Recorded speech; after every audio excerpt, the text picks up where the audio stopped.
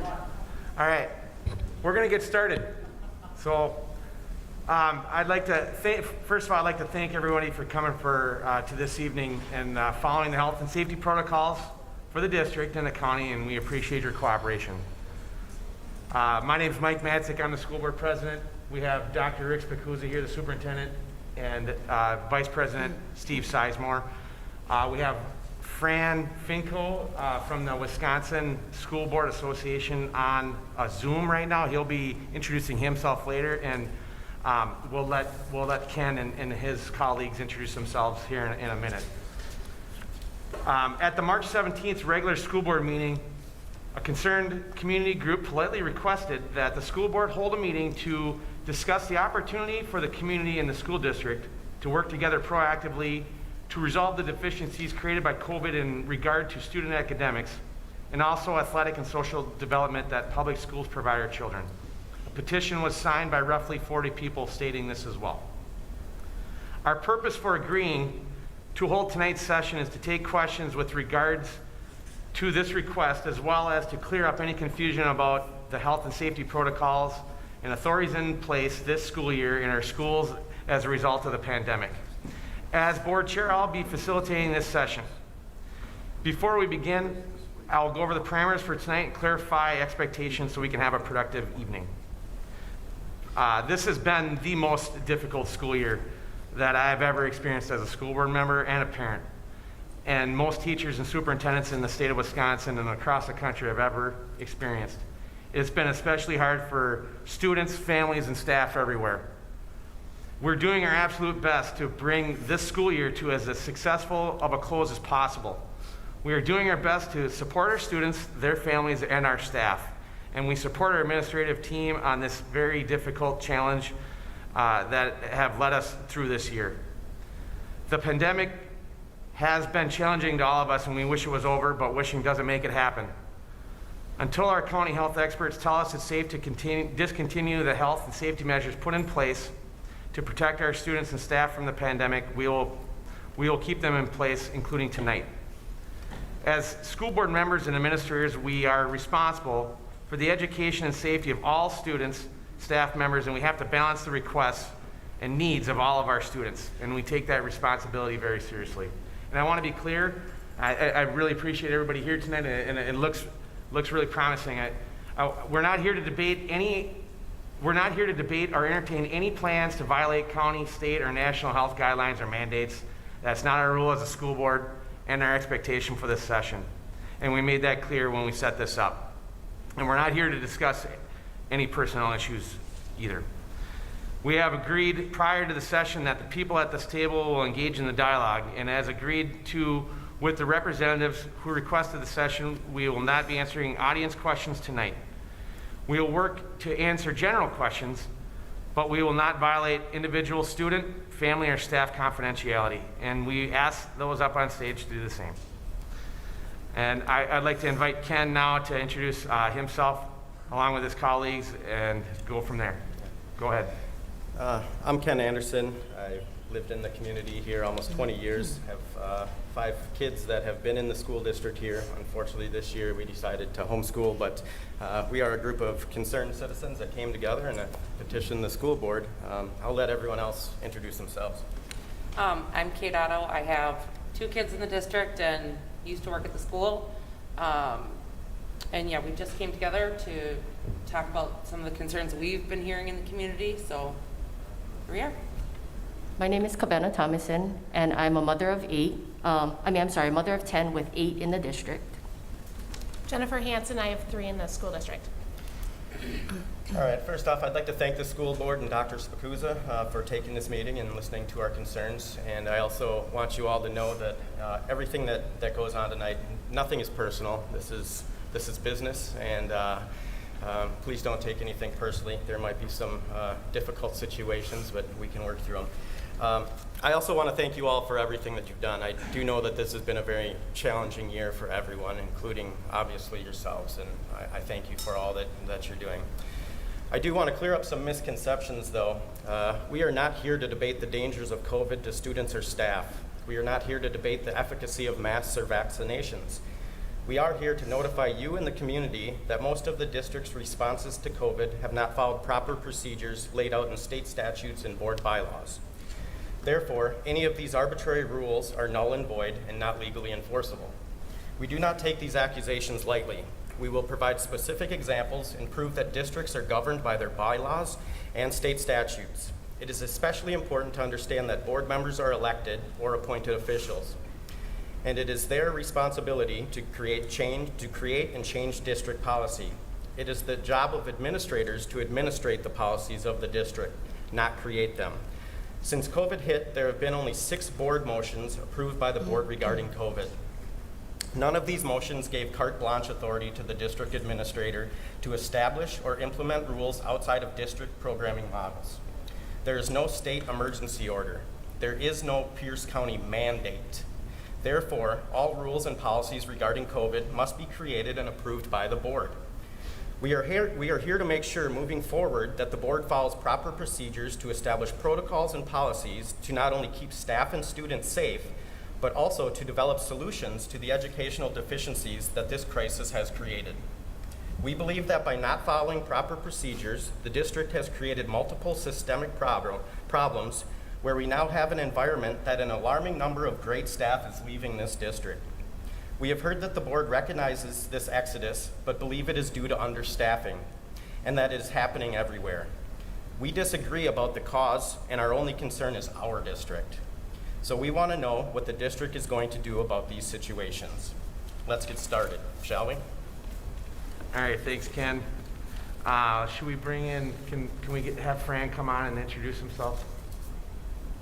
Yeah, Fran, I know you're in the background. Do you want to just quickly introduce yourself? We have the 7 questions, and we'll segue into that, and I think you'll be addressing question number 1.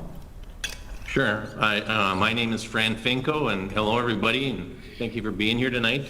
I work for the Wisconsin School Board Associations as a consultant. My background is 43 years in education as a teacher, coach, activities director, associate principal, instructional service director, and for the last 8 of those 43 years, I was the superintendent of schools for the school district of Onalaska. And my role here tonight, I was asked to share with the group how effective school district functions in terms of board administrative staff roles and responsibilities. So I've got whenever you're ready, I've got a short outline that I'd walk you through just so that you understand this information is coming from not only the Wisconsin School Board Association, but the National School Board Association and a few other educational experts that I can leave you with books if you want to read those in your leisure. So that's supposed to be my role tonight, and I'm glad to be here. Thank you. Thanks, Fran. Yep. And then Ken and everybody, the 7 questions that you submitted, we put them up. Are you okay to take them in the order that they were submitted? I think Sure. so. Okay. Sure.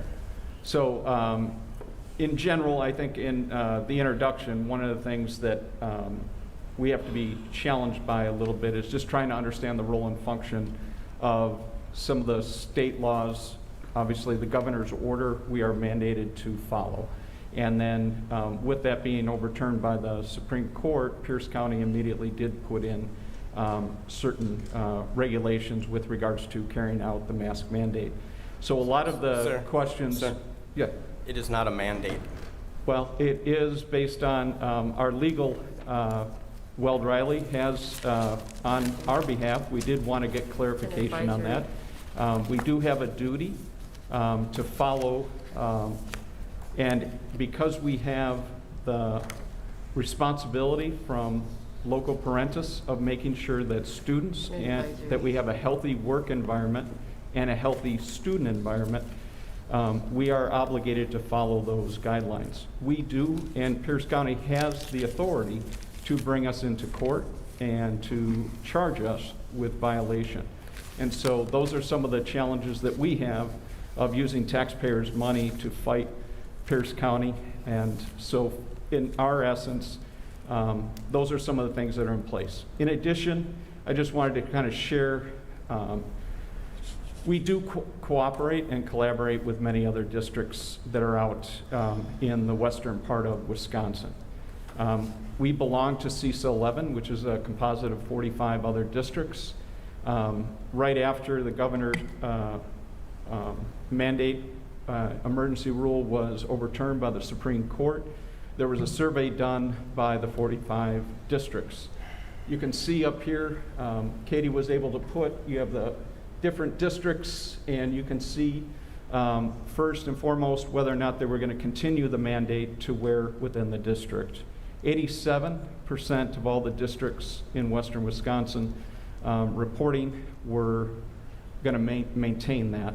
Now for us, again, it was a moot point with regards to whether or not we had to have a policy in place, because in addition, there are policies that are in place with school visitors, as well as that's 9150 that gives direct authority to, out of Wisconsin statute and our board policy, that the district administrator has the authority to establish conditions for entering and remaining in a district building, and to prohibit the entry of any person to the school district or require visitors to leave when there is a reason to believe that the presence of that person would be detrimental to the good order.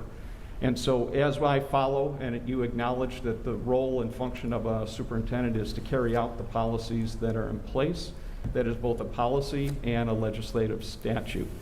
I think what would be helpful at this time is I can take a step back and move us up kind of 30,000 feet and give an opportunity for our two board members who invited Fran with WASB to share kind of the role and function of a board from a Wisconsin perspective, what the role and authorities are of a superintendent, and how that interplay and the relationship is critically important. Is that okay? Yeah, and again, I know this is a Q&A, right? And so but let's lay it out, and then we'll give you guys as much time as you want to kind of challenge and go from there. But is that okay? Have at it. Thank you. Fran, we're bringing you on. Okay, sounds good. So I think what you're going to do is not have my face looking down at you, but you're going to have an outline that you can look at. Is somebody going to put that up? It's just a 30-second delay there. Okay. One of the, and can you blow it up so they can read it too, please?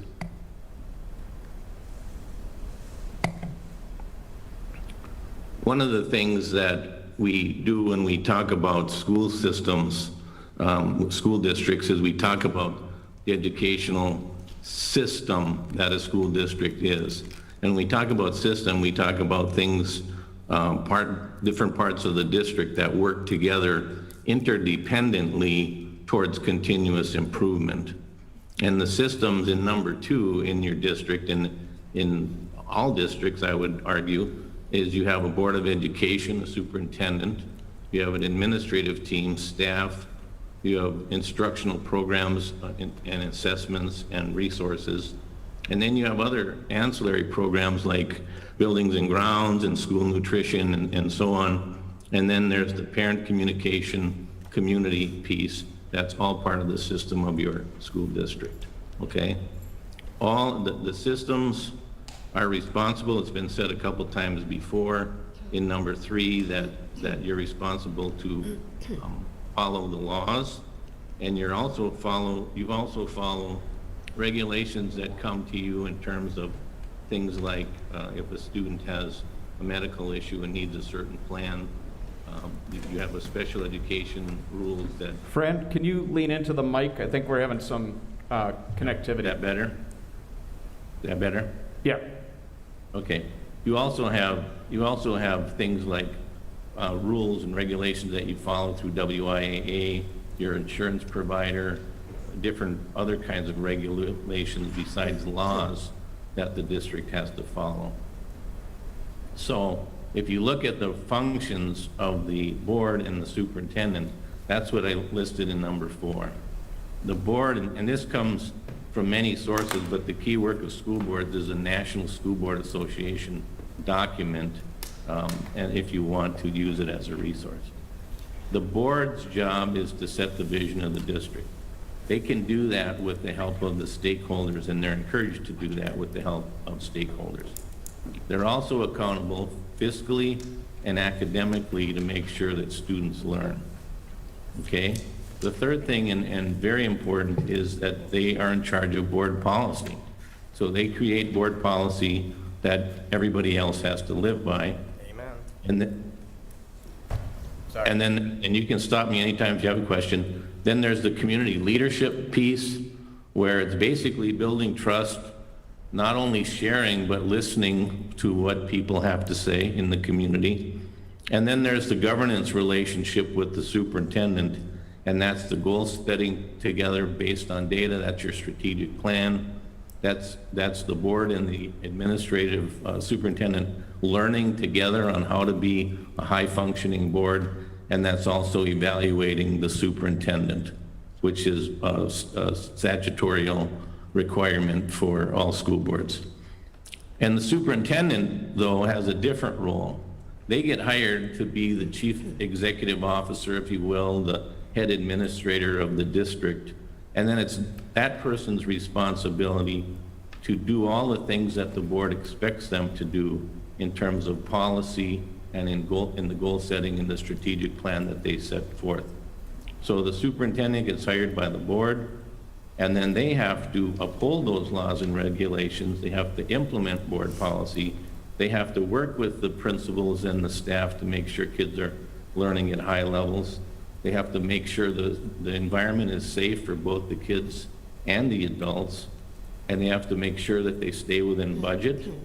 And really what you want your school district to be on is a continuous improvement journey, and that's the superintendent's job as working with the board through their governance plan. And the final thing is the superintendent is accountable to the board.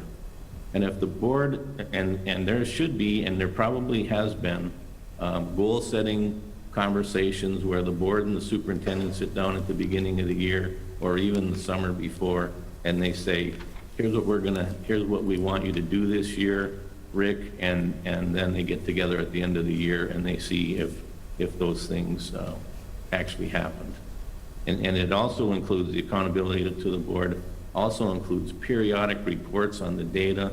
Most districts do it quarterly, some districts do it more often, less often, but how are we doing? What's the gauge on the measurements that we're using to make sure that we're moving forward as a district?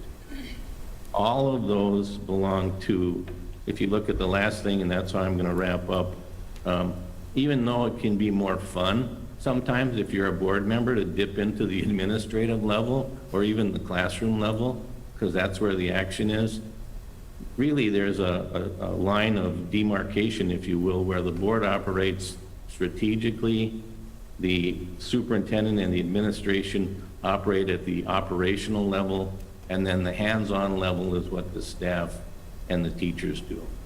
And in effective schools, that's a model that's been used for a long time, and that's what we encourage people to do when we have discussions with them about board superintendent relationships and roles.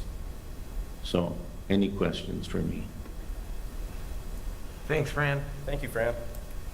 You're All right, welcome. So I want to, is it all right? Yeah, I want to turn it over to Ken. Ken, do you? Yeah, I do just have a quick question. Yep. Will he be on with us the whole time? Yes. Okay, Yeah. so we can direct questions to him as Yep. well? Perfect. Yep. All right, so I'd like to, first off, I'd like to say that your referencing of the statute and the board policy has to do with visitors. And I absolutely agree that you can make visitors during a pandemic, you can make visitors wear a face mask. I absolutely agree with you. I absolutely agree that the school board has the right to create a policy to say that every student has to wear masks. I agree with that completely. What I don't agree with is when we use the word mandate. That's a deceitful word in this case, because mandate creates an illusion of authority, all right? And mandate, the definition of mandate is an official order or commission to do something, right? So I don't know who your attorney is, but I think the average American can read what's considered here a public health advisory order. And in these, the first line says, this advisory is not intended to be independently enforceable. All right, and then we get into the whereas, which sets precedent of why they're creating this advisory order. Whereas gives all of the stipulations why they think people should wear a mask. We get through the whereas and we get into the definitions. This is the meat of this advisory order. Again, not a mandate. Definitions of face masks are provided. And then in 2, masking required. This is the advisory, all right? Now, therefore, another strong legal term, be advised that while all ongoing health recommendations remain of significant importance to reduce the spread of COVID-19, the following health recommendations are critical to suppress the further spread of COVID-19, and by this advisory order and directive are hereby imposed, effective April 1st. All right, we get into this exceptions part, and it says, an individual who are otherwise required to wear face masks may remove the face mask while the following situations. It gives while you're speaking, all of this. Now we get into B. In accordance with CDC guidelines, the following individuals are exempt from the face mask requirement in Section 2. Let me read that again. In accordance with CDC guidelines, the following individuals are exempt from the face mask requirements in Section 2. Exemption, another strong word. We go to 2, and it says individuals who have trouble breathing. We go to 4, individuals with medical conditions, intellectual or developmental disabilities, mental health conditions, or other sensory sensitivities that prevent individuals from wearing a face mask. All right, so that gets me back to, and I didn't want this to be about masks, but I think this kind of sets the stage here. Now, if you go into the face mask advisory order, the frequently asked questions is much legally enforceable as the advisory order. It says, what do I do if I see someone not wearing a face mask even though they should be? Nothing. Some people have conditions or circumstances that would make wearing a face mask difficult or dangerous. Just wear your face mask and stay 6 feet away. It says here, I have a medical condition, excuse me, that prevents me from wearing a face mask. Do I need documentation to prove that I don't need to wear a face mask in public? No.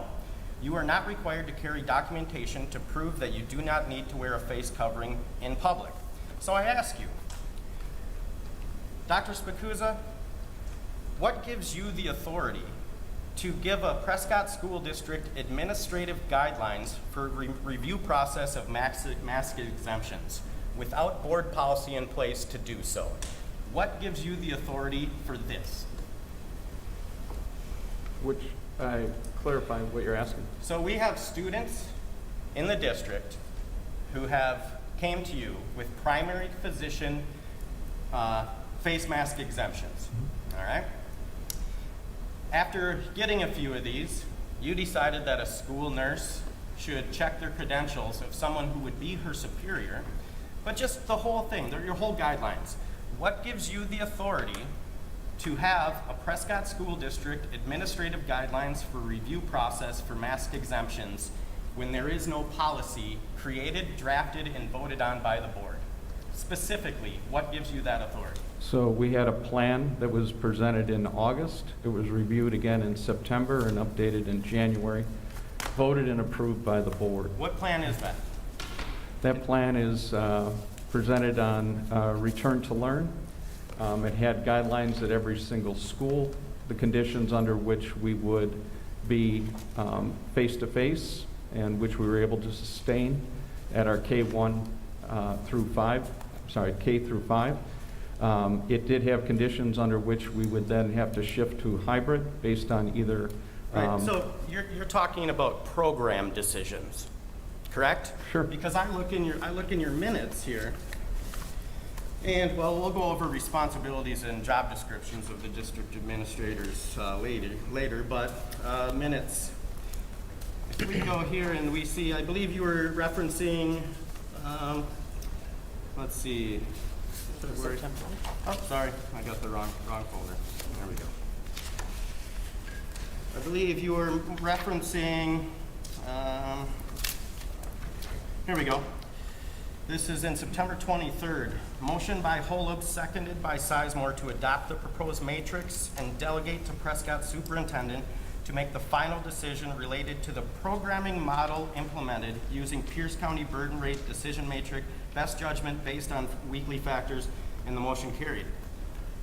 So I ask you again, is this a programming model, your mask mandate exemption series? Is it a programming model? So let's go a little bit further back, right? Is that my duty is to make sure that we have a safe work environment for our staff. Our staff has been here since August. 50% of all schools in the nation have not been open. I applaud what they've done, and they have been heroes in my eyes. Could you answer my question Hey, directly? Ken, this isn't an inquisition. Let him finish, though, okay? Right. Just be respectful, please. Thank So you. the balance that we have is that since the beginning of the school year, any family was able to come forward and say their child had a medical condition. I would ask you if you've been able to reach out to A.Z. Snyder and talk with her about some of that guidance. Some of the things that you're talking about relates to colleagues, peers, citizens, two citizens in the grocery store seeing one individual with or without a mask. It's saying, stay away. You don't have the right to kind of challenge people. And those are the things that are going viral on YouTube, right? What we do have an obligation, however, is to make sure that because I am directed to make sure that we have a safe, one of the strategic directions is that we have a safe and healthy staff, a safe and healthy learning environment for our students. Those become managerial. The only thing that we work and why we ask families to provide us with information is that as we make accommodations, we have to be able to make the accommodations that best fit each student, the classroom. The programming that happens in 4K in kindergarten is dramatically different than our middle school programming in high school, developmentally, and I know you get it, right? We also have very different features. This building is grand. This building has high ceilings. This building has new HVAC systems. When you look at the middle school, it's already over capacity. We couldn't, in the middle of the year, beginning of the year, even with 50% of our students, guarantee that we could keep students 6 feet apart. Those were some of the decisions and why we had to switch and pivot from being on site 100% of the time. We also know that when we were going to come back full time, Pierce County has the ability to do contact tracing and fully oversees quarantining. 51 students the first week we were going to come back ended up being sent home. It is very difficult when you talk about our primary mission, where we join as parents, where I join as a father, where I join as an educator, is that we're trying to produce the best learning environment for our students. Having students yo-yo back in and out of being on site 100% of the time, being shifted into quarantine or switched into hybrid, is not healthy for our teachers psychologically. It's not healthy for our students. It's not healthy for your families. And so our goal was to make sure that when families had medical issues, we wanted to make sure first and foremost that we were also able to make sure that if it was serious enough, we have an obligation to make sure that we're caring for students. And so that may have other implications for our nurse and our teachers to be aware. It's always need to know, but we have students with seizure disorders. Everybody doesn't have to know about it, but we do want the primary teachers to be aware because there are very specific life-threatening ways that we have to prevent somebody that goes into a seizure. For families that choose, because of a medical condition, not to be able to work with a mask, all we ask is to be able to sit down with us and be able to identify whether or not it's 100%, if it's more frequent breaks, if it's different types of masking, coverings, face shields, partitions. But what we also have to know and do is that we can't, because we have students that are compromised medically and teachers that are compromised, is that if somebody was without a face covering, it is our duty to provide an array of services. That's why the school board invested in one-to-one at the high school. That's why we put technology so that we could provide teachers the video to be able to provide simultaneous simulcasts of our classrooms. So our goal is then to provide an array of educational programs for anybody to make sure that the programming was accessible to all. We've bent over and done remarkable things through technology and our teachers. We've provided hotspots at no cost. We've continued to advocate for better Wi-Fi and broadband within this community. We've been hammering on that, and we hope that some of the federal dollars, it's an economic issue, but it's also an educational issue. And so those are some of the disparities that we've identified, and those are some of the reasons that we ask for ongoing information so that we can better tailor those programs, not only for the child that has the exemption, but also for the staff and students that are in the classroom. So I believe that it is the school board's job to set policy. And I've asked you multiple times a direct question that says, I'm asking you, what gives you the authority to have this mask exemption policy that you have created? It's an administrative guideline. It says it exactly on the website. All right, so what gives you the power to set that? What bylaw gives you the power to set that administrative policy? My license to be a superintendent, to make sure that I follow the guidelines and provide a safe working environment and safety for kids. It's a managerial. It's a managerial? Okay. I disagree wholeheartedly. I think we should move on and start maybe with our first question and maybe go from there. Does that sound good? Because we haven't even got to that. It's already 7:30, so we really only have an hour left. And we do have some questions we do want answered. So I guess if we can start with, it's our understanding that the Prescott is following the Pierce County guidelines in regards to COVID-19. But when we've talked with other school districts, staff, board members, and community members, it seems that these different communities are maybe taking a little different approach.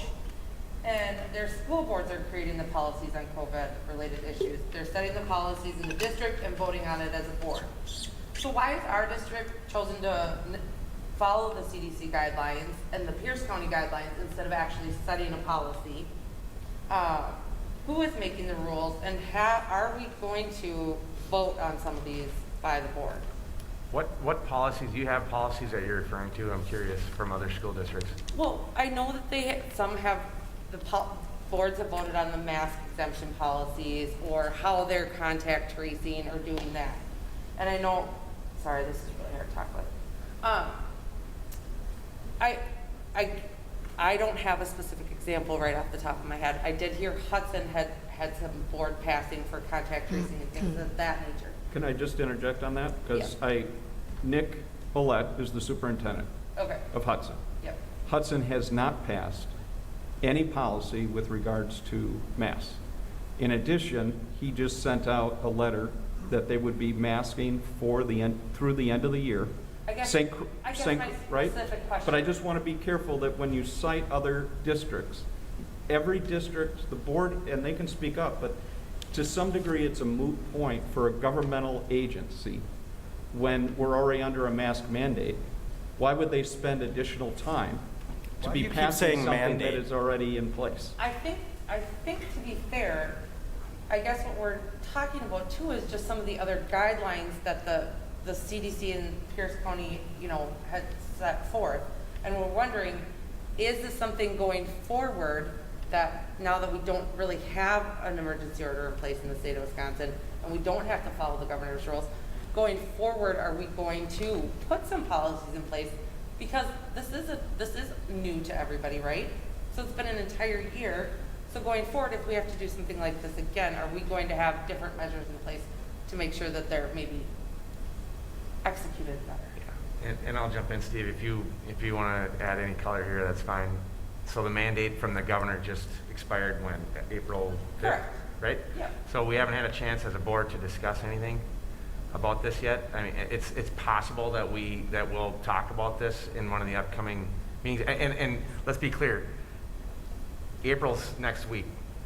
We have May, and then the end of the school year is June 4th, right? So there's not much, from a board perspective, unless we were to call an emergency session, we would, if we covered it in one of our regular meetings, we would literally have 1 week before our April board meeting, which to me would lead into May if we were to actually talk about policy, and we haven't talked about it, so I don't want to speak for the rest of the board. Okay, that's fair. I'm glad that you mentioned that you just have a monthly meeting. River Falls, I know, is having weekly meetings, weekly COVID update meetings. With the school board. With the school board, they have a weekly newsletter from the superintendent that lays out how many cases they've had, what's going on. I just looked at it before we left. And it gives us news from the district. So I understand that everyone's busy, but if the River Falls School Board is having weekly meetings, they don't have them anymore, but it was through the fall and into the winter. You know, could that be something we should maybe think about doing as a board, is having those weekly meetings and weekly updates? Yeah, I mean, I think that's something we could consider. I will tell you, I sat on the board, CISA 11 Board of Control.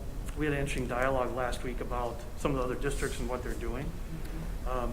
Some of the districts are making resolutions, so they're not making specific policies that would be ongoing for many years, but dated resolutions. So I think that's something we could definitely approach.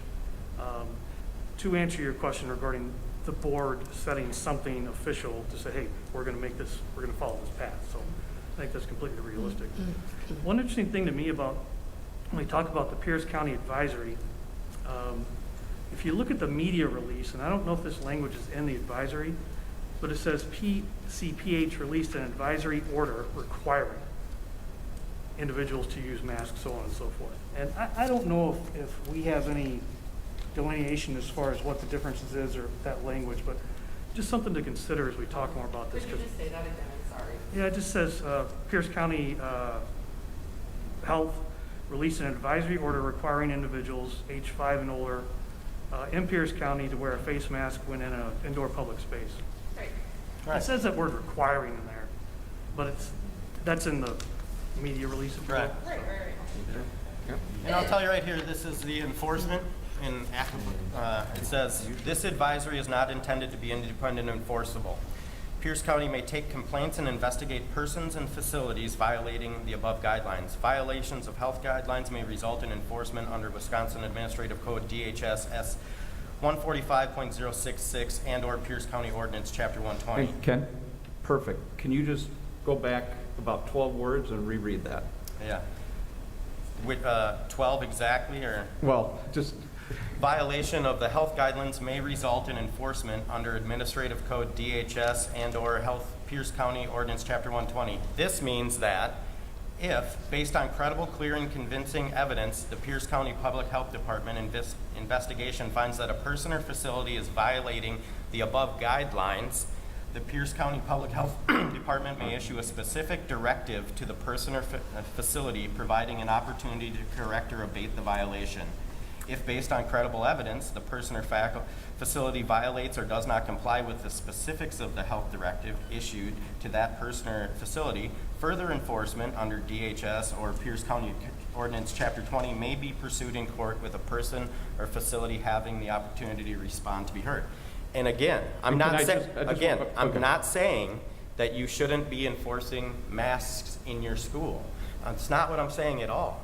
What I'm saying is, I don't believe that you have the authority to create something administratively that questions a physician's order that someone should not wear a mask. I don't see it. I don't agree with you. And so that's kind of what this is about. I believe that we're blurring the line between policy making and administration of said policy. I have a severe problem with that. I sit on corporate boards, I sit on advisory boards, and this is a severe, that line cannot be broken.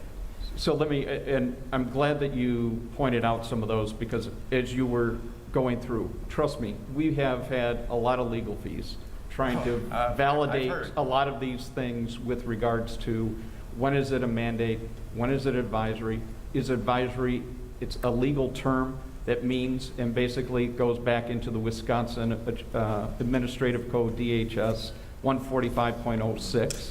And basically, because we're an entity, and as you said, it provides the mechanism for the county to drag the district into court in order, if it is not complied with, which also leads to the liability of fines. But as you said, you're not disagreeing about, do we have to not at follow all. that? Then I would just share with you is we are not, in general, denying people when they come to us with medical exemptions. But on the flip side, as the manager, understand something.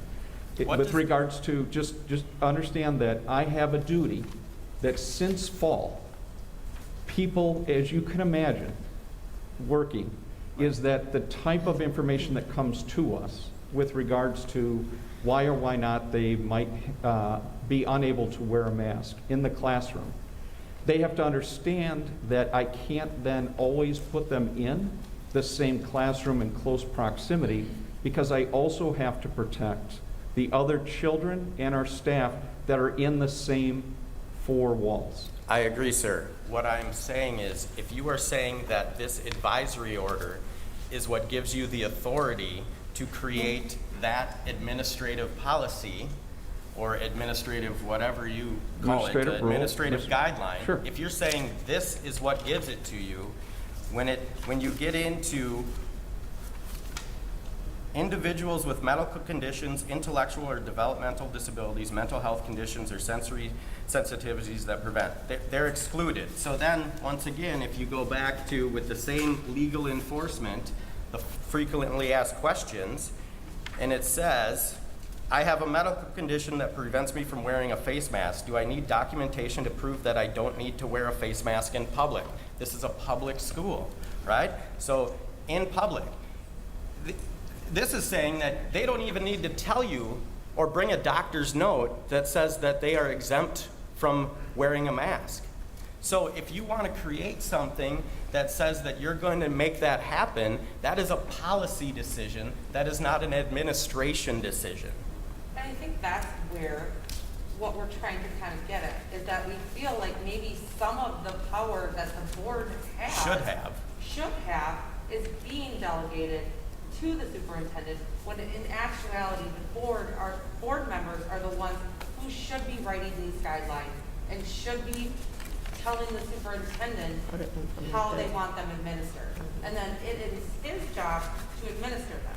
But you, as a board, need to sit down and go over those guidelines and listen to what the community is telling you. As you can see, we're sitting here, wish more people were here, but we're sitting here as a concerned group. We had a write-in candidate that got 372 votes collectively in the townships. That's unheard of. So you guys should be a little bit worried about what the community is saying to you in that message. And that is that we have concern that maybe you guys need to take some of your power back and make some decisions for our school district and not let him tell you what to do and tell us what to do, right? Can we move on to 2? Are we Yeah, good? sorry, I didn't mean to derail that conversation, Kate. That's all right. So this again gets to I don't Ken, want really quick though, I Yeah. just want Yeah. to finish this off. So back in, what month was it that we created the plan? September, and the board approved that plan. The purpose the board gave the superintendent that control is for Programming. flexibility, right? Programming. Call it whatever you want to call it. Words matter in these forms. My point is that we gave Dr. Spikuza the flexibility in his administrators to make calls when it needed to happen. If they needed to go to hybrid, if they need to You go to gave virtual, them they put a programming. plan in place so they could have it in case they needed to pull the plug on on-site learning, okay? The board did not want to be the roadblock in that situation. Okay, the plan was put in place to be flexible, so they can make the call. We wanted that You in place for cannot that. give him carte blanche. That is a programming That's not decision. carte blanche. This is, we're talking Definitions about matter. allowing our administrators to do their jobs, okay? They know their schools the best, and we, as a board, support that, okay? So that's, You as a board set policy. yeah, you're right, we do set policy. You gave him the authority in program. That is a very specific, that is a narrow bandwidth authority. You're honing in on the mask mandate. I'm No, sorry, on the again, mask everything. exemption. No, I'm not. Everything. That is definitely not what we want this to be about. And this is the bad part, is because it's starting that way. So we do have other questions, and we can move on from those. But this meeting is not just about masks. Not at all. Not at all. And that's the problem. Okay, well, let's move on then. Okay, perfect. I also want to be clear that we're talking about what I believe is the root of the problem, and it is what is creating some systemic problems in our district. Because when we start talking about semantics and then we have someone that continues to say mandate, I called you out on that yesterday. It is not a mandate. Words matter. And when you give authority as a board, when you give an authority as to programs, that is a very narrow bandwidth. And that is why we have bylaws, and that is why we have state statutes, and we need to start following them. And so I want this to be clear that, look, I'm not, I might be a little passionate right now, but I respect all of you, and I also respect law, okay? And this board is governed by law, and we need to start following it. And I am saying that I don't believe that we are. I think that's a great segue to two. And we can ask it, why did the board go against the bylaw, which is PO Policy 101142C, and give decision-making powers to the superintendent? The decisions was very limited in scope, and that was, we're referencing September. This is not a carte blanche license. And when do these powers revert back to the board? So again, we're asking, and how is the board actively seeking engagement of the staff and students and citizens as expressed in bylaw policy number 144. So let's take a step back. Let's talk. Let's refer to the policies that are in the question so we can look at them, right, Rick? We're gonna make this. All right, so what was the number? Sorry. PO 0144.2C. I think, do you have a copy of it? I'm sure I do.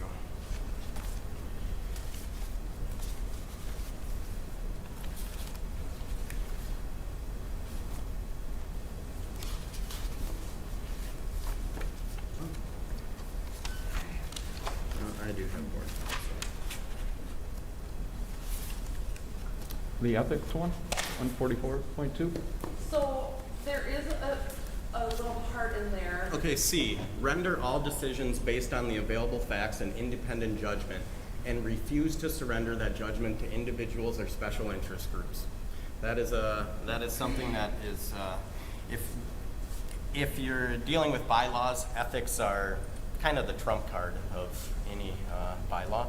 So this is a bylaw that is board member ethics, and again, render all decisions based on the available facts and independent judgment, and refuse to surrender that judgment to individuals of special interest groups or special interest groups.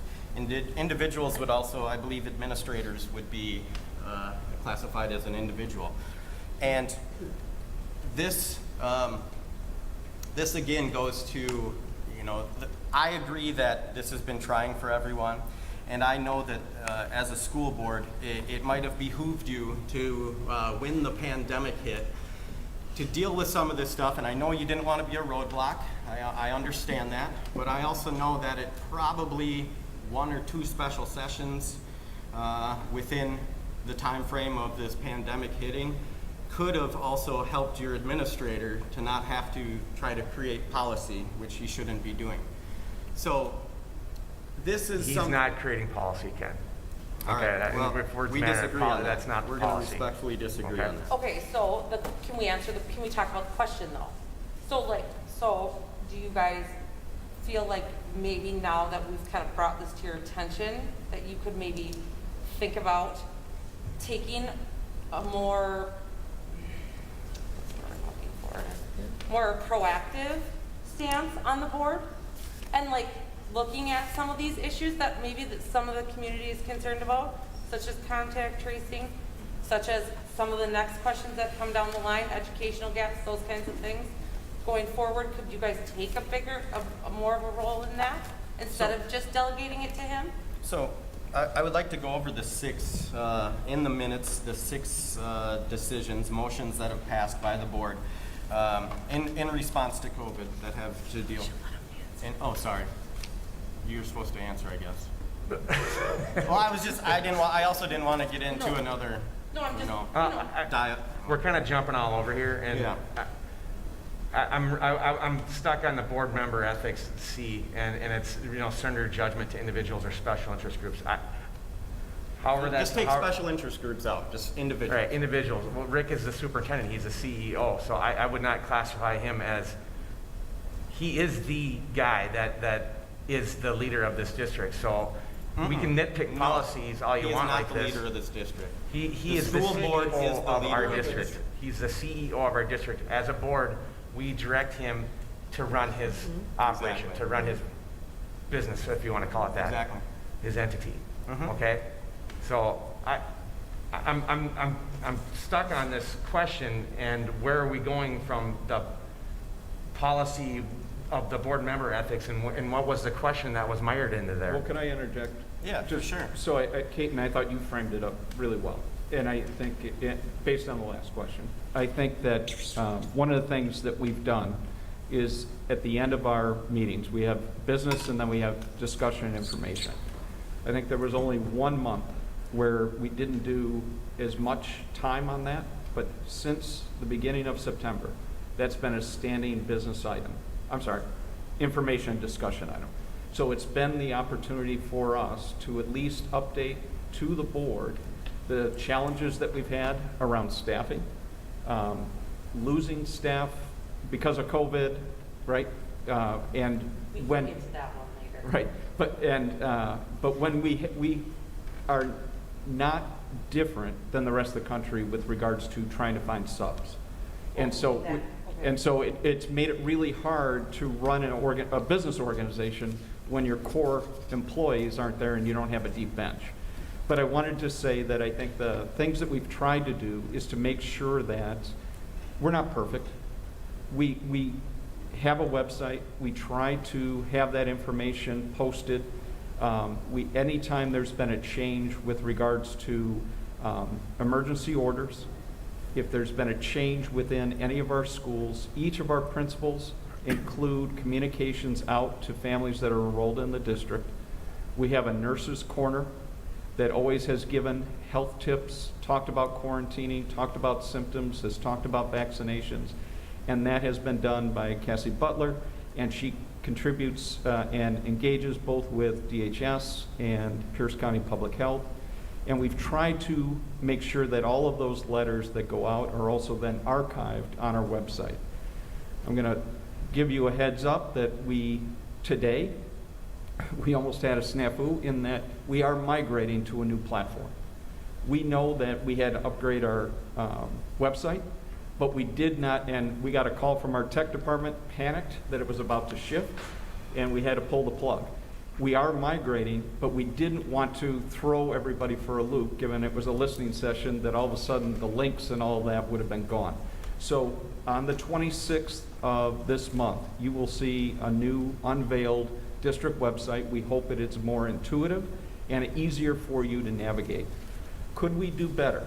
Absolutely. But we have tried to make sure that information is posted, both as we get feedback from families about trying to make sure that things were a little bit more standardized so they weren't guessing, that also our front office staff were able to locate that information so that it wasn't always, in a small district, we have people doing multiple jobs and wearing multiple hats.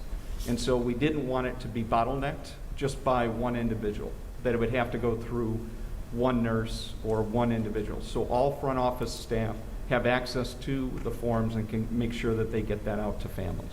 Kate, if I can address your question though, the board absolutely can look at some more formal policies, if you will, or resolutions. And, you know, as a board member, I can certainly bring those up for discussion and a vote. So, I mean, if you want to discuss that in more detail, we can certainly do that, but that's definitely something the board can do. We appreciate that. Yeah, you know, I think that would be a really big step for the community because, well, I mean, when we started this meeting group, the reason was is because we kept hearing the same thing from everybody. We didn't know what was going on. You call with the school, you get one answer. You call another school, you get a different answer. There wasn't great communication, and everybody had concerns. And so this isn't just about masks and that kind of thing. It's really about the transparency that the district has with the community. And the overall feeling and feedback I get is it's not very good. And for us, when we're looking at how this has been handled, we feel like you've been giving the power to the superintendent when you guys are our advocates. And that's not, we want, this meeting is for change. This meeting is that so you guys are more involved in the decision-making process, and it isn't one person doing it. And that is the whole basis of the second question. And it still hasn't been answered. I mean, I feel like... Hey, Kate, again, though, the state mandate literally just expired how many weeks ago? 2 Right, weeks but ago? I mean, you probably should have forecasted that something like that was coming. And you know, and if it is for the safety and efficacy of safety programs within the school, then I mean, what would happen if Pierce County had came up with their advisory order, so you had some sort of something and everyone walked into this school without a mask on? I mean, Or what if you had different guidelines for contact tracing? They're guidelines from Pierce County. It doesn't necessarily mean that you have to follow them. Excuse me, just so you know, we've challenged that. You have? We have. Okay. And we don't do contact tracing. We participate in, Okay, I'm sorry. but the contact tracing is dictated to us as well as the quarantine guidelines. Those are dictated. They are There's dictated. no question. The school board, and that's a question I have, I guess. This is a good time to ask it. So the school board can't say, okay, we're not going to follow those necessarily, those things and make our own rules. Is that something they can do or not? If they did it, they would be highly liable fiscally, right? We would be negligent, right? state and federal law will supersede policy decisions every time. But it's a great question, right? And those are, so the contact tracing and quarantine, out of our hands. Same with WIA, right? So we talked a little bit about the Wisconsin Athletic Association. We have different timeframes now. As we learned, Pierce County has shortened some of the quarantine times. But once tournaments began, then they went back to it had to be 14 days. And so those are some of the nuances that under certain conditions for education, it's one thing. When you get into athletics, it was different. And so we have to abide by those. I would, first I want to say that I don't want this, I think I'm coming off a little too aggressive, and I don't want this to be an us against them. I am passionate about order, and I think that it is, you know, bylaws are guideposts, but they're also restrictions. And I believe that it's something that, I believe those lines are being blurred right now, and that is very concerning to me, and I do believe that it's creating systemic problems. So with that, I think that we're gonna, I'd like to move on to 4 just real quick, and then get into some positive things where we can actually start to be proactive about what now? What are we gonna do? Plan, do, check, act, okay? So, but with 4, something that I did run as a write-in candidate. I came in, and I had a whole bunch of staff contact me with some concerns. And one of the main concerns that they have is they are being told that any problem that they have, they cannot go to the board to, and it's supposed to go straight to administration. And I know that within the bylaws of the district, that There were some changes that And happened. are you referring to a specific question, or is this something that's? This is 4. So 4, Number the 4. community has heard. They're in a different, Oh. You know which one it is? This one. yep, number 5? 5. Yeah, this one. Yeah, sorry. So Okay. I guess it's 5 on there. I don't even, was it? Yeah. Okay. Okay, yep, so, all right, so, and this comes to, there were some changes in February 17th, 2021. This is board policy, professional staff, policy 3112. And what they're hearing is that basically they can't come to the board with any problems that they have. And I know that if I read the bylaw, board staff communications, this is policy 3112, the board has a legitimate interest in maintaining order and facilitating the efficient resolution of concerns by directing that employee communications to the school board move initially through the chain of command to the district administrator. Employees are expected to follow the established chain of communication as described in this policy. Failure to do so may result in employee discipline. The basic line of communication in the chain of command are shown in policy. So now this is A, staff communication to the board. All communications from staff members related to their job duties or responsibilities to the board or its committees shall be subject through the district administrator. That to me is a hard stop, because the procedure is not intended to deny any staff member the right to raise matters of concern regarding district operations to the board through established procedures when no resolution is reached by the administration. I believe that if any staff member has a problem, that problem might be with administration. Since we no longer have an HR director, who should they go to? I believe that the board and the staff are a little bit too disconnected right now. And I don't want to put blame on anyone, but I do know that there's a feeling from the staff that they can't approach the board or there's going to be discipline coming. And if you look at the bylaws, the only thing they can't approach you with is proper, because administrators administrate, and that would be if they had problems with their responsibilities or roles. But if they have problems within the district and they have a concern about it, they absolutely should go to you, because once again, if we get back to board member ethics and we go into, this is again 0144.2, but this is D, encourage the free expression of opinion by all board members and seek systematic communications between the board, students, staff, and all elements of the community. So this feeling that the staff is out on an island is unfortunate, and I believe it's part of the problem why we have staff leaving this district like crazy right now. Right now, I've heard that, you know, it's happening everywhere. Doesn't matter. What are we doing about it here? That's what I want to know. I think that there's some issues going on because that not being able to bring concerns to the board is being portrayed once again in a very broad spectrum when they're not supposed to in a very narrow spectrum.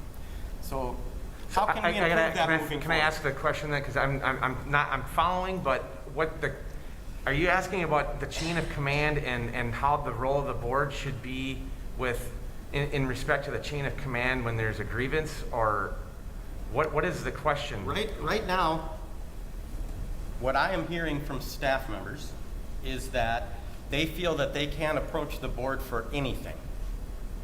That they are not supposed to talk to the board for anything.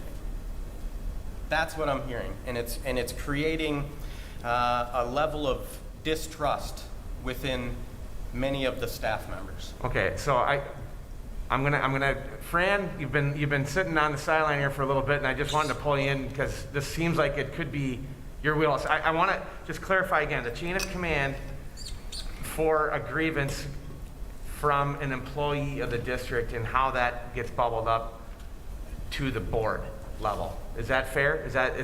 Am I on the right track here? Okay, Ken? I've been listening. I can throw a couple of things out at you. What I'm hearing Ken say is that you haven't said it directly, but it sounds like you're saying they don't want to go to administration, they want to go to the board, and there's board policy saying they have to follow a chain of command. Is that correct? Correct. Well, yes, what if they have a problem with administration? What do they do? Right. So if there's problems, there is, the reason that there's chain of command policy, and I would bet most, if not all, boards, school boards' policies, is so that it's not easy to cross the line from a board role to an administrative role. And what happens in some districts, and it happened in our district back when I became the superintendent, I asked the board members, how many of you get phone calls from teachers? And a couple raised their hand. And I said, do you know why you get those phone calls? No, but people call all the time. I said, because you become the eyes, the legs, the ears, the hands to solve their problems rather than go through the process that you have in place. If there's a problem even with this chain of command in the policy, if there's a problem, they can still go to the board, but that's kind of like in this sequential process, that's kind of like the last, I've been to my principal and I didn't get any satisfaction. I'm coming to you, Dr. Spikuza, and I'm not getting any satisfaction, so now I'm going to the board. I mean, that's the process so that people don't cross the lines and go right to the board every time they have an issue. And then you have some board members in some districts don't understand that their role would be to hand that back down. I heard what you said. I want you to go and talk to the superintendent. I'll call you in a week to see if you had this thing resolved. But that's the process that we follow. You listen, you acknowledge what they have as a board member, and then you send it back down to the closest spot to solve the issue, and then you follow up as a board. That's why it's in there. It's just in there so people don't cross lines. And if I could just jump in here too, in our strategic direction, in our board strategic direction, one of our main goals, one of the main pillars is staff retention. That's a big deal to us. We want our staff to be happy. We want them to be motivated to come in. That creates the positive environment. There's definitely situations, concerns, and that is ongoing. But it is an absolute priority for the school board and for the administration to breed a positive culture here. And I know we do surveys every year. Last year, I think we had to forego because of the COVID and we weren't set up for it. But we do culture surveys every year, at least once a year, maybe during the Christmas break too, Rick? That was site specific. There are surveys that go out that give us a gauge so we can see as a board what the culture of the district is, and that's important to us. Are you allowed to do, like, surveys are great, but are you allowed to do face-to-face? I mean, because a lot of times you're going to get a lot more real answer than as a school board do face-to-face? Well, with whoever you're surveying. I mean, boots on the ground sometimes works really well to kind of feel out the environment. I know as a CEO, I sometimes go and check on my operations, and I want to talk to even janitors and see what's going on. So as a school board, we have not officially done that, and I think that would be, again, that crosses the line. Why? Would that cross the line? Fran, Could the school board talk to the staff? Yeah, I'll give you my opinion. surveying. A couple of things. First, about surveys. Sometimes what happens if you give surveys too often, the staff will say, well, I'm not taking this survey because they didn't do anything the last time I said I didn't like so-and-so, whatever. So with surveys should come, and maybe you have it, and I'm just speaking out of turn, a plan to communicate what was heard in the survey and what you're going to do about the top 3 things that you heard were concerns, especially if it's a culture survey. And if if it's about communication, there's not enough communication, then what are we going to do to make sure that people communicate better? Can the board go to different buildings and talk to staff members if they want? They can do that, and board members should move around the buildings, in my opinion, just so that people don't think they're aliens. But the superintendent certainly could have listening sessions with the staff. I used to have them quarterly, 3 times a year, and just tell me what's on your mind, right? I didn't go there with any information. I went there to listen, and they really appreciate that. And at the end of my term, when I'd have listening sessions, people stopped coming because they knew that there was ways to communicate. It wasn't such an urgency to get there to tell the superintendent whatever, you know. So there's ways, and one of you mentioned that the young lady in the black there, you mentioned communication, and that's something that's been a theme that I've been writing down here throughout the whole meeting, that you're wishing there was better communication from maybe to the staff, maybe to the community. So that's, the board can do it if they want. The board should be encouraged to walk through the building so people know who they are. They're not there to gather information or have people give them their complaints. Most of the time, the staff just wants to say hello, and they're glad to see them. But That's just my opinion. would it be fair to say that maybe the district could take steps to have some listening sessions with the staff and find out what is the problem and what is going on and why we aren't retaining staff and what things they would like to see done differently? I would go back to what do you see in the survey? And Okay. if that's something you see in the survey, then, hey, let's have a plan with this, you know?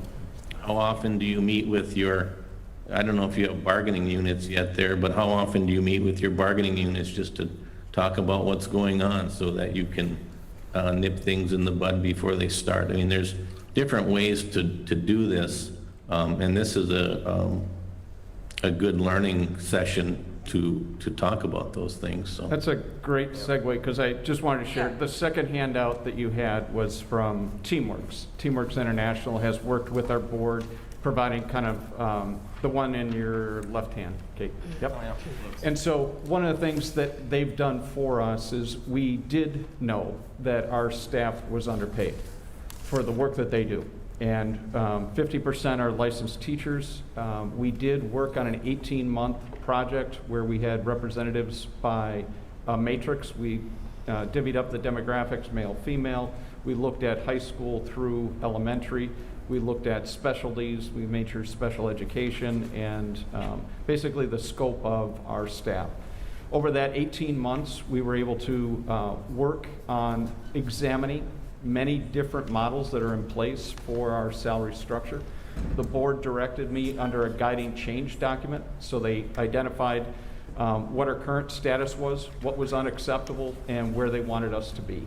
They set the parameter that they would like us to be in the top 75th percentile, 50th to 75th percentile on salary compared to middle border, and we also are benchmarking with River Falls and Hudson. Our staff, we have leadership roles, and we were able to come back, provide 3 options for the board, and then they selected one, and that's been implemented. Perfect. Do you think that we could get a survey out this spring too for the staff? We are queuing it up, yep. Perfect. I've been contacted by over 20 staff members, not a single one complained about pay. But can we move on to? Yeah, I hey, think can we? that's- let's move on, Ken. I'll let you tee up the next question. I just wanted to give us a gut check here. It's 8:13. I know Yep, that's yep, what- and that's why we want to get to the positive. Because I good think stuff. this one's Okay. a big one for everybody. All right. So do you want Yeah. me to read the question and then you? I can you hit- just jump in. That's if you want. I can. Yep, It's- go ahead. Yeah, so we'll be Yep. on number 4 up there. Oh, ours is a little bit longer. Yeah. All right, So yeah. read the question and then go. Yeah. Okay, so the plans for the district to help close the academic gap is a big question. What are we going to be doing differently, and how are we going to solve this problem? What are the plans going forward? What if the infection rate changes? What if, are we still going by the same matrix, basically? Are we going to go back to hybrid? What would that process look like? Hybrid was successful in keeping our kids in school for face-to-face instruction, but it failed at actually educating our children. It failed our teachers as well. Asking them to teach both online and in person at the same time, using the model that was previously just I sat in on hybrid classes. It was a disaster. It was an absolute disaster. So what have we learned and what can we do differently in the future to make sure we don't set those expectations on our kids and our teachers to ever have to go back to that chaos? Well, I'll take that mainly because it's more about learning. And that's one thing that I am emphatic about, but also have struggled because we've been so distracted, all of us, with trying to deal with unprecedented times, and there was not a playbook, right? In reverse, what I would say is just starting with the assumption is we know that there is likely going to be learning gaps, right? There are, yes. Right. But we have to start, we have to have baseline data, right? And so to that end, I want to let you know that unlike last year, state testing is currently in place. So we have to, when we start to talk about gaps, we have to define gaps to what? Is it gaps to the standards? Is it gaps between individuals, subgroups, male, female, special education, regular education, right? Then we also have to look at students on free and reduced lunch, students that are more wealthy. Those are also gaps. So there's equity issues that we have to look at. Two promising things that are coming forward. The federal government has allocated additional dollars to all schools. You'll hear it in the press or in some of the updates about ESSER II and ESSER III dollars. We are one of the unfortunate 1/3 of all school districts in the state, 174 districts, have federal money that was allocated to be administered to address learning gaps specifically. The Joint Finance Committee in the legislature has the right, anytime federal funds increase or decrease by a threshold of 5%, to change the rules about how that federal money gets dispersed. Prescott is among 174 where they froze 2/3 of our money, and they're not going to release it until fall. So that unfortunately puts a flow of, we can't access ESSER III dollars until ESSER II are accessed. But why is that important? It will allow us, one, to increase the number of staff in targeted ways after we get the state testing. We also are and orchestrate our own local testing, which allows us to identify reading and math and also the growth that students are making. It's going to be, we have a full process where we have teacher leaders at every single grade and at the secondary across content. They take the climate survey data, they take the academic data, and they go through that all summer. Our teachers work 12 months a year. We have data retreats in the fall, and that's where we invest in our teacher leaders to be able to put together action plans to identify the gaps that are in place. My goal then is to advocate with the board to be able to put positions, resources, and dollars where there's the greatest needs. And so those plans and some of the things that you talked about, working with our staff right now, we are overhauling our employee handbook. And in our conversations, that question came up, Jennifer, was it is really hard on our staff to be able and trying to work with 15 to 20 students on site and also dealing with students off site. Hands down, right? It's not the best. It's better than having students off camera and not having access. But at kindergarten through second grade, we did hire additional staff this year so that the classroom teachers were relieved of that burden. 3 to 5, it took us a while, but we now have a plan where we did, and the board supported it, to be able to have a teacher that is, one, an interventionist, but also moving between the intermediate school and middle school. This year, at the end of the year, our teachers are working with us to answer those questions. What are the things that we want to maintain? What did we learn from this?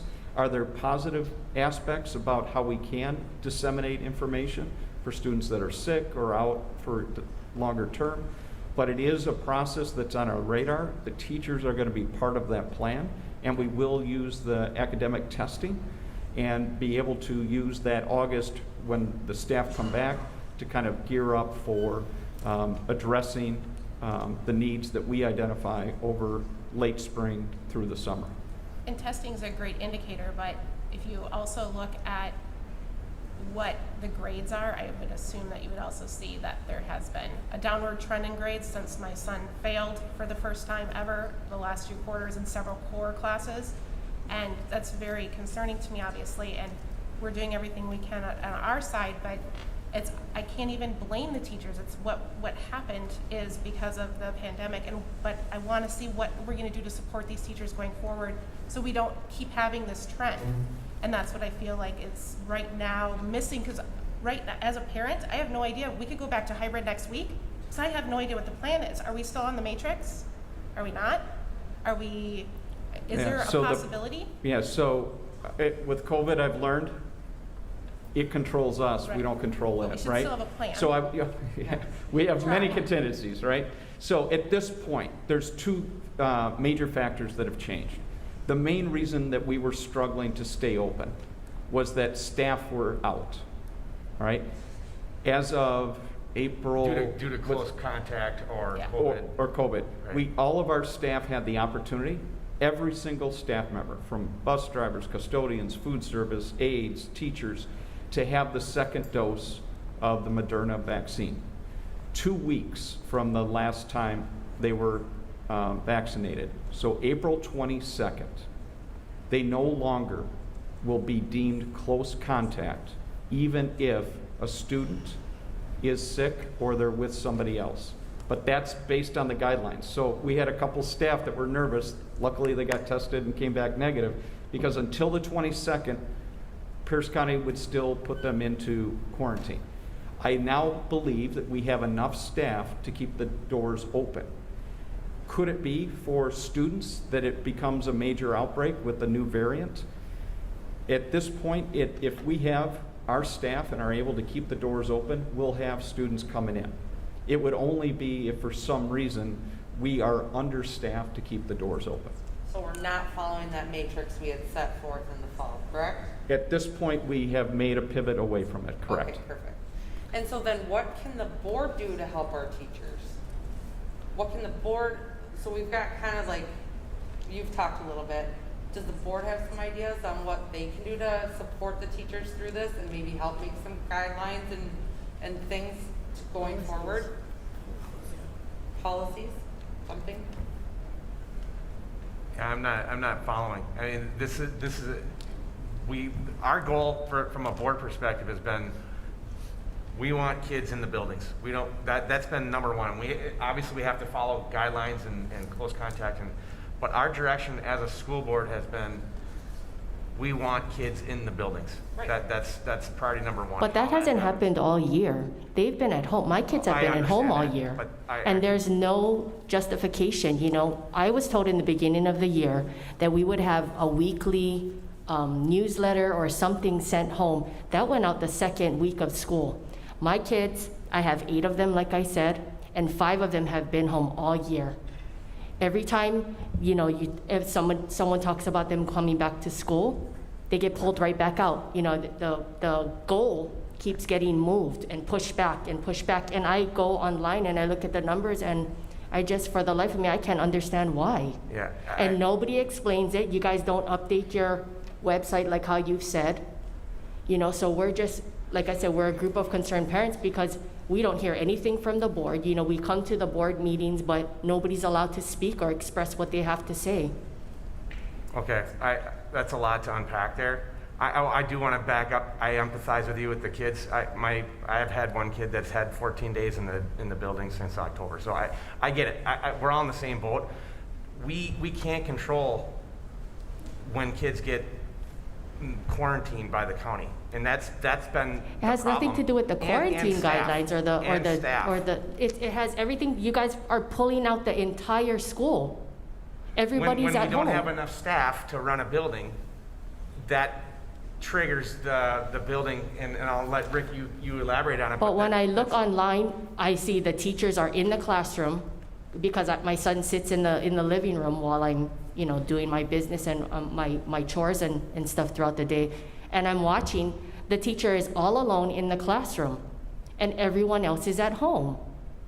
And then, I have my son who's saying, Mom, who's in 6th grade, and he says, Mom, I don't know how to do this. And I said, well, I'm sorry, I don't know how to do this. So I have a 6th and 8th freshman, a sophomore, and a senior trying to teach themselves how to do geometry and algebra and 6th grade math. I don't even know what they're doing. Chemistry. And I have my kids crying and so upset because they have tests tomorrow or quiz or projects that they aren't able to complete because they're not in school. They're not learning anything. And this is the best that you can say? I don't disagree with a lot of what you're saying there. I think we're all in the same boat with any of us that have kids. We're all going through the same thing. However, we can't control when we have close contact quarantine numbers that would warrant us to make a decision, the administration to make a decision on whether or not to go hybrid or to go virtual. That's been all But you're year not long. making any decisions. It seems like Dr. Spacuzza on his own is making the I decision would because you absolutely guys disagree with that. you voted. The building administrators are all collaborating together, and it's a building by building choice. You can see the intermediate school and the elementary school have not been closed, right? I don't think they've been closed at all this whole year. Correct. So I mean that's amazing. We are the only district in the county that has been closed for the entire year. Most of the, I'm sorry. We haven't been closed the entire year. We've been on partially hybrid. We've been on hybrid, Yeah. which is pretty much, I mean, they've been at home. But it's not closed. And So I guess moving forward, what's the plan? Like, what's gonna be the plan? So maybe we can have a little calming effect on making sure kids don't have to go back to hybrid. so yeah, That's good. Rick, go ahead and finish your. I know you. The plan is basically 5 days a week, and Mondays are kind of the early release days, right? Yeah. How did we change the matrix? You said that the matrix was changed as far, like what happened to change that? Well, it was a kind of an X and Y axis, right? And so it's like making weather when we have to close a school for a snow day. Right, but was that from guidelines from the county, or was that made in-house? Made in-house. Okay, And so it you was don't have to follow guidelines of the county in that? for being hybrid. They could dictate, so they do have the ability, if they believe that the outbreak is so severe, they do have the ability to consult and ask us to close or to go to hybrid. We have not been in that status. The main things that we had was based on student absenteeism, where we were worried about ongoing contagion, our staff, and this means all staff, right? We at the middle school, we were our custodians overall, we were down 4.5 custodians. So there's no liability to the school if you don't follow that guideline, but That matrix was created by ourselves because it never came in from the state, and the county had no matrix for us. But looking forward, Okay. I just want to be clear. Yep. Our intent is, in February, we were trying to get back 5 days a week, and then we had the outbreak, right? It delayed it, but in March, we brought back our seniors and our freshmen, then our juniors, and then sophomores. And before spring break, we had 100% of our students invited to be back on site, and that is expected to continue throughout the rest of this year. Our middle school, we did have to start with our 8th grade, and then we were able to bring back 6th and 7th, again, before spring break. So just to be clear, going forward, we're planning on being 5 days a week, correct? That's accurate. So we're not, so we adopted that matrix back in September, right? We never voted to unadopt it, so now we don't have to follow it again technically, right? It's I not. just want to be clear. Yeah, well, it's just that it's different information now, right? We've Right. learned a lot through this year. Our Perfect. staff, the main mechanism for us, if we do have a major outbreak, like Michigan and Minnesota is experiencing, Hastings, 10 miles away, just had their high school go back to virtual. So I'm not going to promise you that we won't have to pivot. Our expectation, however, is that we are 5 days a week, our staff are vaccinated, we should be able to operate our system, and unless there's a horrific variant that would wipe or put people out, we will be open through to the end of the year. So could we maybe, and this is something you'll probably have to talk about as a board, but since you guys adopted the first matrix, right? We adopted that in September, but then we never unadopted it or voted to not use it anymore. So then maybe going forward, could the school board come together and vote on whether to close or not, and not use the matrix to adopt it? I'm just asking. So then it's not just one person making the decision, So- maybe it's an entire person making the decision, or entire board making the decision. I'll speak to this. I do that think, be- I absolutely think we should have a discussion on it. It's been a while since I've actually looked at the matrix, I'll be honest. Perfect. But it was flexible, it was built in a way that it would be flexible enough to allow the administration, given some X and Y axis stuff that Rick is talking about. But basically, it was flexible enough, and the intention was to use it with the goal of having 5 days a week, and then, they have to go to hybrid or virtual. We should probably talk about it as a board, about as far as like where we're at with that matrix, because we did do a formal, I don't know if you'd call it a resolution, or we voted on it. So that's certainly something we can do. I don't think it's gonna prevent us from moving forward with the plan of 5 days a week. Perfect. And then what about the teachers? What other support can we give them in this time to help them be able to support the students? Is that something that the board would be willing to discuss as well? I mean, I think that's a valid question, right? Yeah, The teachers are having a really hard time with this. I know I wouldn't want to be in their position. I would take any recommendations from our administration and staff How about the to staff? talk through. Any recommendations from the staff? So Would that work? if that bubbles up, yes, absolutely. I think any recommendations the staff might have. So might be what we would interesting. do, Kate, is we would direct Rick to get that information and find out where gaps are, what they need, and if it decides that it has to come to a board level because it warrants some kind of vote, then we would do that. Otherwise, it would be an administration, What about a just like a managerial, general it'd be a good managerial faith? decision. What about a general good faith to the community? Say, hey teachers, what can we do for you? What do you need from us?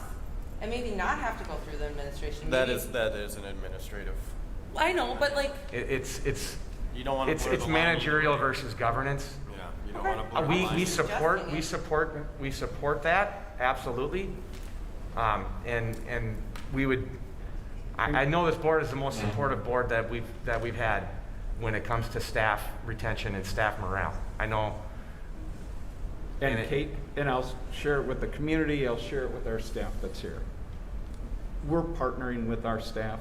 They know that this has been, we acknowledge, it has been horrific, right? And so it is tough to be an educator. The national data tells you it's tough to be an educator. It's tough. 33% of staff nationally are thinking of leaving the profession. Right. What do we do here to show support? It's the little things. We have a teacher appreciation week coming up. It would be great to see what the community could do. This isn't just external and internal challenges. It's about what can we do as a community, one community, to support the educators, to be able to be proud that they work in Prescott, proud that they serve the community, and proud of the programs that they have in place. I would recommend that, since we don't have to deal with chain of command, I would recommend that the board talks to some of the staff that is left. I would recommend that highly. Jennifer, did you have anything else on the education part? Because I know you were so well, like you have. Nope, that's okay. I know that we're close to time, but I just have a question about things, learning from our past experiences and mistakes and all of that. And one of the thing is that the 2 hour early dismissal on Mondays, the communication doesn't seem to be there as to why. And so a lot of parents are like, I thought we were back full time, and now we're really not. And it doesn't seem to have an understanding as to why we're getting out early. And then also with learning from last Friday, that seems to be a little bit chaotic because data showed that after the second dose, people were getting sick, and it doesn't seem like there was a process in place to handle a lot of staff being out and not feeling great on Friday. And I think that learning from those types of things so that we don't have that type of thing going forward, and communicating more with the parents on why we're getting out 2 hours early, those are just two things I wanted to throw out there quick. And I'll make sure that our secondary principals help with that communication, because it parallels, it is to support our staff. and also our transportation. So we already had the early release for our K-5, and we didn't think the community, given that we have 30 instructional days left, 6 weeks left of school, it gives our teachers who are doing both in class and prepping for students that are off campus. Some families have chosen to be off campus for medical reasons. It is their time to collaborate and do those dual kind of planning. So it was the additional time that we were giving our staff, given that we knew that they were carrying many more boulders this year. So that we didn't disrupt the whole system. Remember, our transportation is one system. We don't have a two-tiered system. And so it gave we did want to respect the K-5 teachers in that time, and then also for secondary, given that they do still have some students that are off campus, it's giving them time to meet and continue to do lesson planning, both for kids on campus and kids off campus. Can I jump in just one thing? I heard somebody say you don't have to follow chain of command. I hope that you didn't get that from what I said. I hope what you heard me say was it's okay for board members to listen to staff and then send them back to the nearest. Can you lean in? Yeah, I hope that you heard me say that there is a chain of command. It's not, it is okay for board members to speak to staff members, but my recommendation is you hand them back down to the chain of command, and then you follow up later and say, how did everything work out with your principal, with your leader, with whatever? I absolutely agree, and I wholeheartedly believe in chain of command. I mean, just to be blunt, if someone has a problem with the lead administrator, who do they go to? Can they go to the board? Right, well, in terms of chain of command, who's the next one up? Right. Board.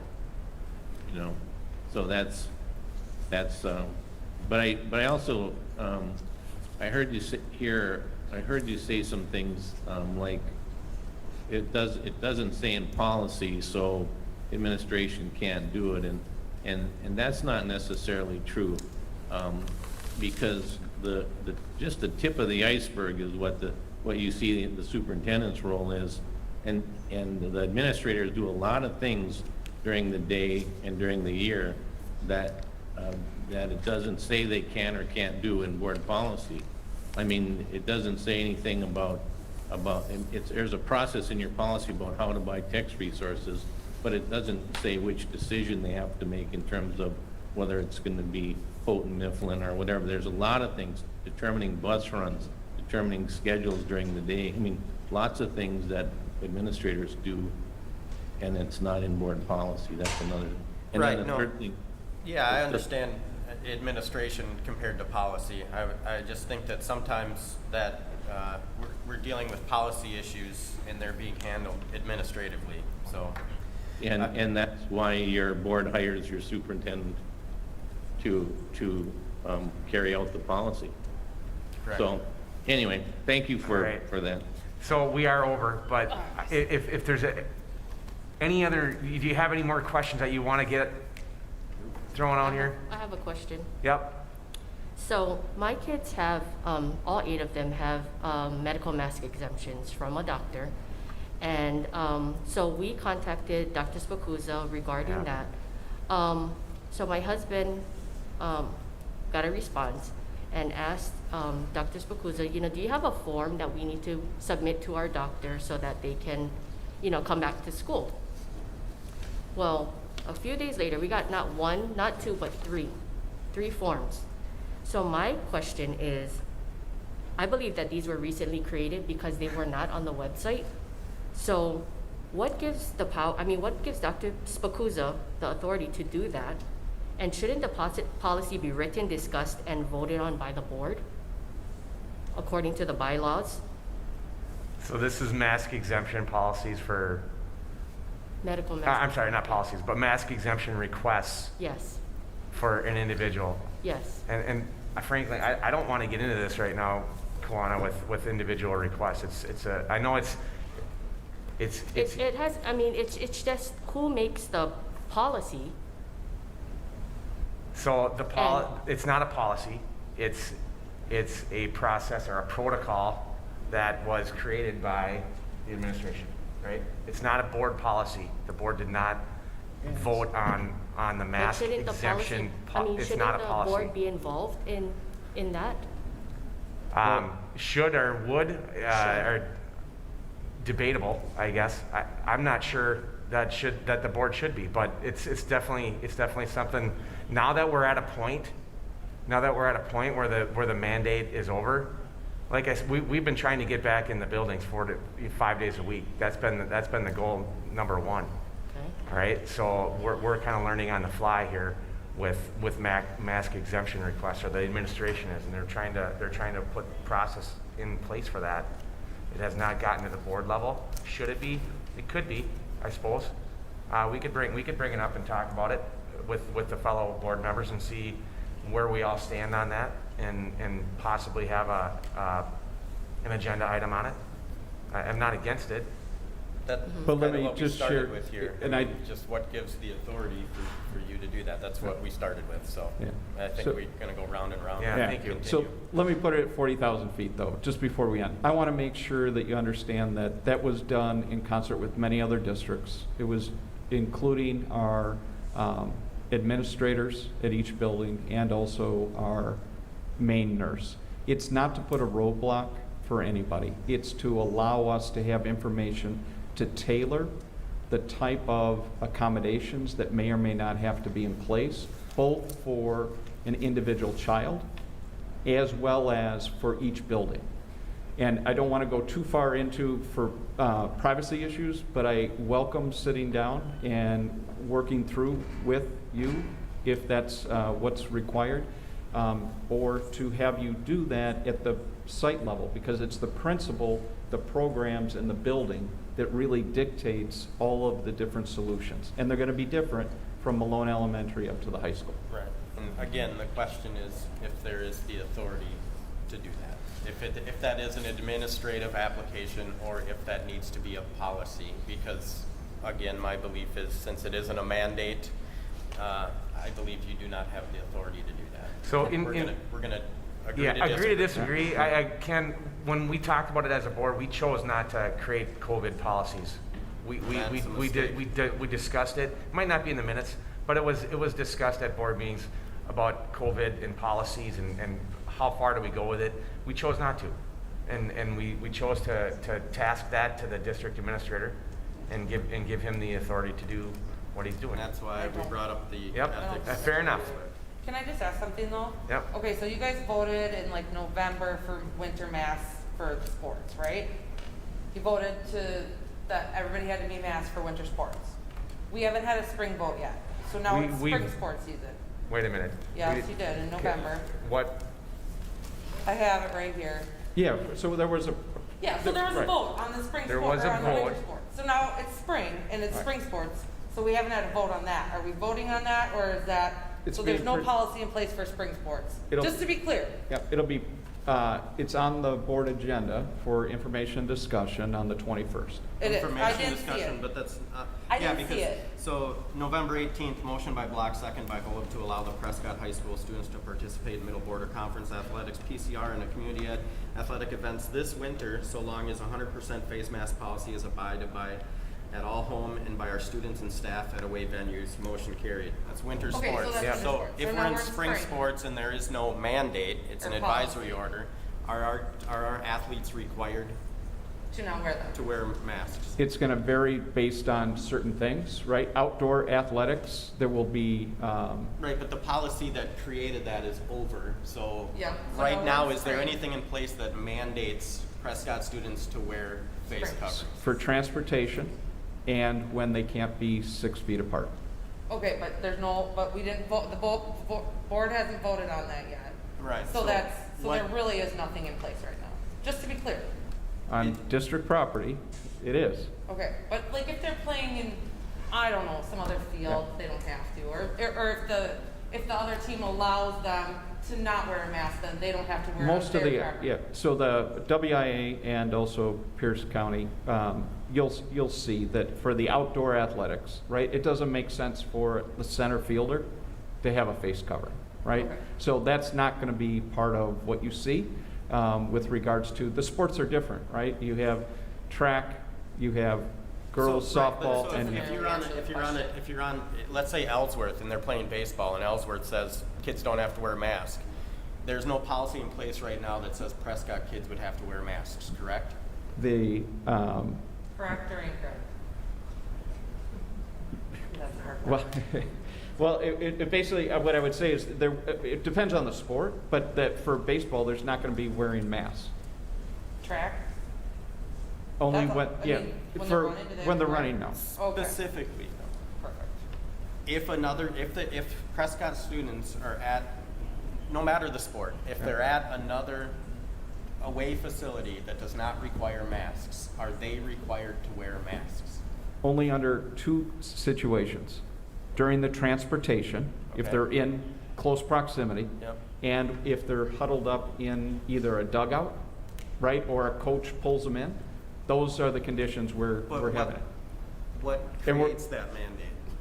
It's just more of our concern, right, for Well, the safety, and concern and law it's, are two so the different middle things. border, All right, yeah. The We middle, got it. we'll have Okay. more discussion, right, but the middle border ADs just met at the beginning of the month, and we are coming to a collective agreement. Currently, there's no policy. That's, so we're not. Yeah, we didn't have a policy in the winter either. Yeah, you We did. did, and We have a just read it. practice. Winter sports, 100% mask mandate. It was policy. Right, but it wasn't a It's policy. not a policy, it was a vote, it was a vote to do it. It was, Okay, it's not in, well- it's not in our board policies. Oh, It was okay. a vote to do it, Right. so we don't have anything voted on right now. Right.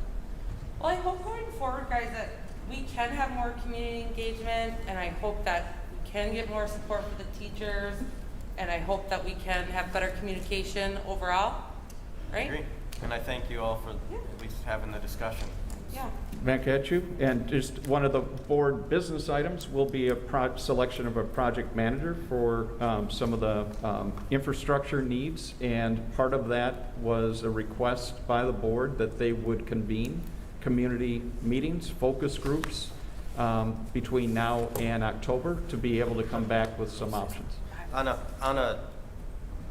In the future, when school board elections are coming up, could we get a little more vocal about them coming up? I don't really see anything that said there was any school board election coming out, and then just the night before the election, it was get out and vote. There's 2 people on and 2 positions open. So we do November and December, it's mentioned that. It's mentioned just in the school board. It's in our information discussion every year. Okay. Could I just say Because- one more thing yeah. too? I think that that's great that we're looking for project management for infrastructure development, but do you think maybe we could have a focus group or like special meetings on the COVID situation and how we're gonna improve that? Is that something that we can maybe do as a community? If we're gonna have special sessions and planning on the infrastructure, don't you think it would be wise to have special sessions for planning of COVID-related guidelines, what's going on in the district? Do you You know- think that's something we could look at? I think that's a somewhat reasonable request. During recent board meetings, we've had conversations regarding more community involvement. You know, how do we do that? Yeah. Especially with the upcoming referendum early next year that we're talking about, Right. right? So I have a couple closing things I just wanted to share, and this is from me as a board member. I am elected, I understand that. I have the right to request agenda items on our monthly meetings, so it's important the public understand that they can work through board members to get some of these things done. I'm also, happy to work with community members to get that done. But Ken, I want to address a couple things to you. So I understand that you've talked about running again in spring, next year. That's great. I look forward to regular board attendance from you, right? Because to really engage and understand what's going on, it's good to be a part of that. So you understand the discussions and kind of, so you really get a grasp of what's going on and how you can interact. Volunteerism on committees. We're going to have a building committee of some sort. We may have a finance committee as we move towards the referendum. Those are all great opportunities for any of you, actually, but especially if you're going to run for board, to get involved so you can really be a part of those decisions. So I would just encourage you to. I didn't want to run. Well, Neither did I. I think that's a great honest response. I saw some issues that I 12 thought years that I later. could probably help, and I was asked numerous times, and I did. And And you I can, will again, though, and this time I'll be on the ballot, and I more than likely will be sitting Sure. on the board. sure, So, but just my thoughts from me. Thank you. Hey, Fran, I don't want to leave you out of this. Did you have anything that you wanted to kind of close up with? No, I just think that you guys talked a lot about trust, and trust is an emotion. Trust is how you feel about somebody, and the more that you can do to build trust, the more you're going to help the culture of your district. And you put your money, if you believe that kids are number one, then your budget becomes a moral document, and you put your money where you say that you value in terms of student achievement. So, somebody was asking, what can the board do?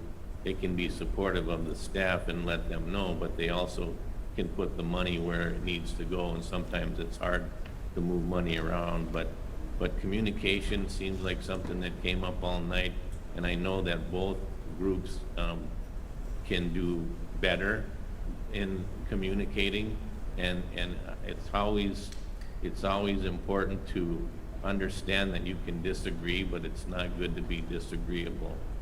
And that's how you build trust. I mean, it's do what you say, treat people the way you want to be treated, build relationships, and the culture of your district will get better, and the culture that surrounds the consternations of COVID will get better too. And so I think that you have great opportunity because you have people that care on both the parent side and the district side. So good luck with that. Thanks, Fran. Yep, thank you, Fran. Thanks for joining. We appreciate your time. And in closing, everybody in the audience, thanks for coming. I hope this was helpful. It was helpful for me personally. I'm glad we were able to pull this off, and it took a lot of conversations and just the logistics of kind of how we're going to set this up, and to see it kind of come together and now come to an end. I think it was for me personally, anyways. I feel like I'm walking away with some good information. I appreciate you guys joining us tonight. It was well done. Thank you. Thanks, everyone. Thanks.